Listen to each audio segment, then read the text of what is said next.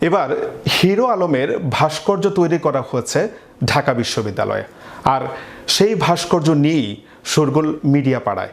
ভাস্কর্য দেখে বেশ উচ্ছ্বাস প্রকাশ করেছেন হিরো আলম। বিস্তারিত দেখুন ডেস্ক রিপোর্টে।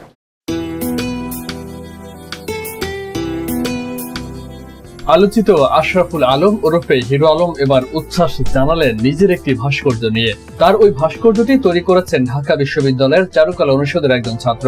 হিরো আলম মঙ্গলবার বিকেলে ওই ভাস্কর্যের সঙ্গে তোলা একটি সেলফি তার ভেরিফাইড ফেসবুক পেজে পোস্ট করেছেন। ওই পোস্টে হিরো আলম লিখেছেন, ঢাকা বিশ্ববিদ্যালয়ে তৈরি হলো আমার ভাস্কর্য। আর তাই এই পোস্ট ভক্ত অনুরাগীদের মধ্যে বেশ সাড়া ফেলেছে। রাত 8:30 পর্যন্ত তার ওই পোস্টে প্রায় 50,000 মানুষ লাইক দিয়েছেন, মন্তব্য করেছেন প্রায় 3,500। হিরো আলমের ভাস্কর্যটি তৈরি করেছেন ঢাকা বিশ্ববিদ্যালয়ের চারুকলা অনুষদের ভাস্কর্য বিভাগের ছাত্র উত্তম কুমার। তিনি বলেন, বিভাগের স্টাডি ওয়ার্ক হিসেবে আমরা অনেক কাজ করি।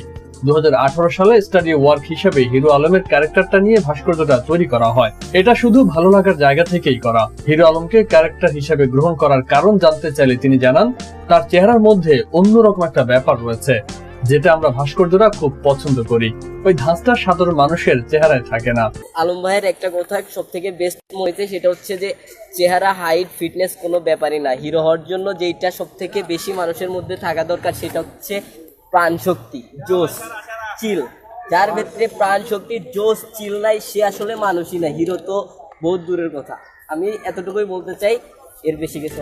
হিরো আলমের ভাস্কর্যটি তৈরিতে প্রায় 40,000 টাকা খরচ হয়েছে বলে জানান উত্তম কুমার। তিনি বলেন, হিরো আলমের ভাস্কর্যটা তৈরি করার পর 2018 সালেই আমি ছবি তুলে ফেসবুকে আপলোড করার পর এটা নিয়ে বেশ আলোড়ন তৈরি হয়। পরে কিছু লোকজন নিয়ে এসে হিরো আলম জগন্নাথ হলে ভাস্কর্যটি দেখে গিয়েছিল।